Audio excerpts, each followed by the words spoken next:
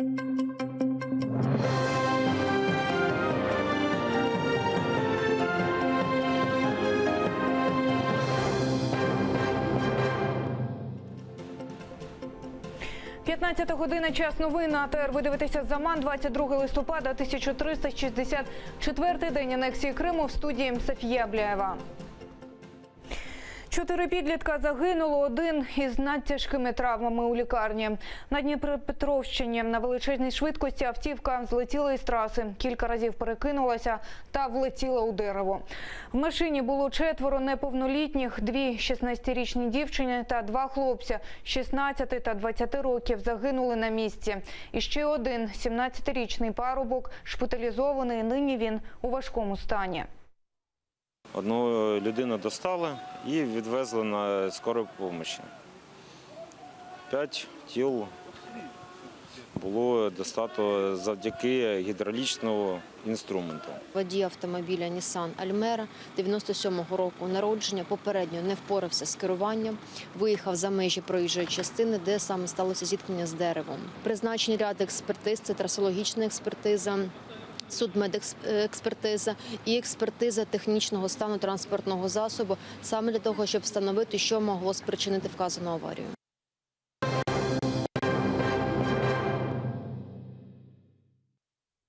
За тиждень відмовчувань голова НАЗК прокоментувала закиди у фальсифікації при розгляді є-декларації високопосадовців. Керівник Національного агентства з запобігання корупції Наталія Корчак, яку минулого тижня, її екс-підлегла звинуватила у корупції, заявила саме про те, що саме ця жінка вкрала документи і нині незаконно зберігає матеріали деяких майнових перевірок. Корчак заявила, що тепер справа за нас поліцією і хай вона розбирається з Ганною Соломатіною. При цьому сприяння з боку президентської адміністрації Корчак заперечила. Я не буду коментувати хворобливі уявлення якоїсь жінки. Більшість матеріалів не підтверджується. І тут ще виникає питання, чи не вкрала Соломатіна документи з департаменту? Закон не порушував. Голова НАБУ Артем Ситник перервав мовчання і прокоментував звинувачення у Генпрокуратури у розголошенні таємниці слідства.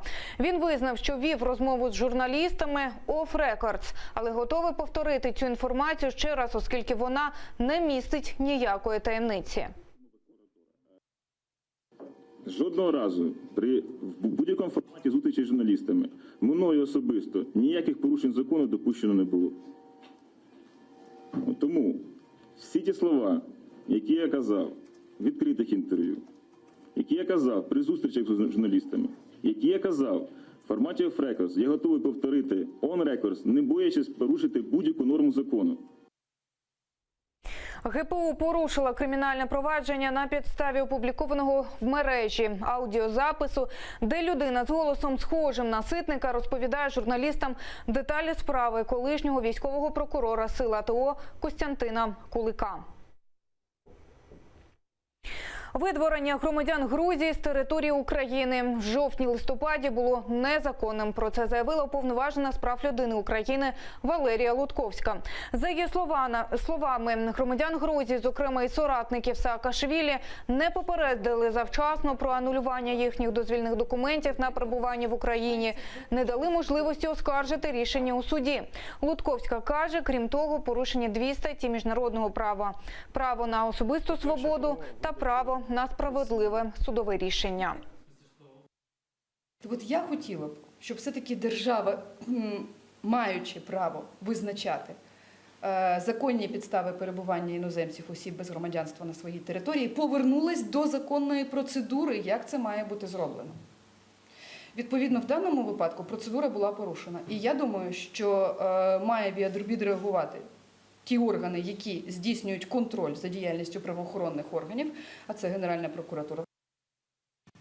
21 жовтня 3 громадян Грузії вислали з території України. Їм начебто у вересні анулювали дозвільні документи на перебування в країні. Ці троє – соратники лідера руху нових сил Міхеїла Саакашвілі.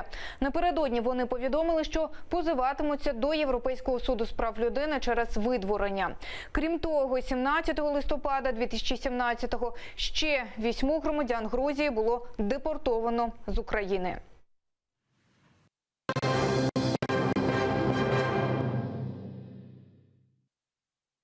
Військовий переворот на Донбасі. Бойовики з'ясовують стосунки. Керівник у бігах. Столицю окупували сусіди. Арештовані найближчі соратники ватажка бойовиків Луганщини Ігоря Плотницького. У мережі ширять відео із колонами військової техніки, які заходять чи то з Росії, чи то з кордону із сусідньої окупованої Донеччини. Радіо і телебачення від учора заблоковані, інтернет та мобільний зв'язок лежить. Деталі розкажуть мої колеги. Лебедине озеро у молодій терористичній республіці. Центр Луганська окупували зелені чоловічки. На вулицях бронетехніка. Населенню пропонують вибір – відсидітись у своїх квартирах або ж на підвалах ОМГБ. Что-то происходит, не знаю. Я вышла, там загорожено, тут загорожено, перед лицом машут туда. Ігор Плотницький звинуватив міністра у мародерстві та відбиранні квартир у населення. Навісив на нього кримінал і через суд усунув із посади. Силовик не здався і блокував столицю невизнаної республіки беркутівцями та бронетехнікою. Сам забарикадувався в будівлі МВС. Згодом пояснив ситуацію. Верхівка ЛНР, мовляв, дестабілізувала ситуацію і стала кодлом для українських шпигунів та колаборантів. Він же весь у білому рятівник донбасян. Указанными лицами в течение длительного времени главе Луганской Народной Республики целенаправленно доводились недостоверные факты о якобы причастности структуры МВД к противоправной деятельности. Плотницький на відео не з'явився. Відповів письмово. Заяви Корнета не мають ніяких підстав і юридичної сили. Ще з вчорашнього дня Корнет законно усунутий із посади, яку займав. Є рішення суду. Російські ЗМІ повідомляють, лідер так званої ЛНР звитяжно утік з Луганська. Критичною для нього стала інформація про кремлівську підтримку його опонента та марш російських спецпризначенців до Луганська. Та найбільше його злякало те, що на допомогу у вирішенні кризи вирішив заклятий друг сусіда Олександр Захарченко із ДНР. Сам Плотницький стверджує, нікуди не тікав і провів сьогодні нараду із силовиками. Закликав заколот зупинити. Восторжествует закон. Точка будет поставлена в этом деле. Якщо кримінальні розбірки та мародерство, в котрих був помічений так званий міністр внутрішніх справ, це справа, на яку Москва закривала очі, то подвійний грабунок фінансової допомоги з російського бюджету та дерибан гуманітарки у непрості часи – це вже не по-пацанськи. Кремль завжди прихильно ставився до об'єднання псевдореспублік, щоб витрачатися поменше. І саме Захарченко став провідником чи то Новоросії, чи то Малоросії. Мы, представители регионов бывшей Украины, предлагаем переучредить государство и на месте бывшей Украины, опираясь на исторические предпосылки, учредить государство Малороссия. Тепер сходяться спостерігачі. Більш рішуча ДНР таки поглине ЛНР. Плотницького не врятує ніщо, навіть фейковий замах, до якого він вдався одразу ж після чергових московських зауважень щодо зажерливості минулого року. У Луганську веселощі тривають. Озброєні люди штурмом взяли Генеральну прокуратуру ЛНР. Генпрокурор ЛНР Подобрий заарештований. Це людина Плотницького. Тепер або кнопка ліфта, або кафе «Вітерець», або волинська різня у Катині, як обіцяв Захарченко. А от луганчанам навіть Лебединого озера не увімкнули. Інтернет заблокований, телекомпанію закрили. Рана Алієва, Заман, АТР.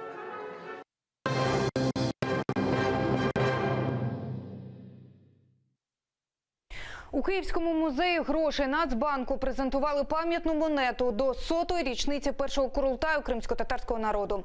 Як виглядає монета, скільки коштуватиме і де її можна придбати, знає наша Оксана Гуцул. Вона наживо з нами з презентації. Оксано, розкажи, як вона відбувалася. Так, у Нацбанку вже презентували пам'ятну монету номіналом 5 гривень. Присвячена вона 100-річчю першого Курултаю кримськотатарського народу. Відбувся він у листопаді 1917 року. Пам'ятним він для кримських татар є тим, що саме на ньому була прийнята Конституція та затверджена національні символи кримськотатарського народу. Це гімн, прапор та герб. Що стосується самої монети, номінал її, як я вже казала, 5 гривень, тиражем вона вийшла 35 тисяч, її вартість 43 гривні.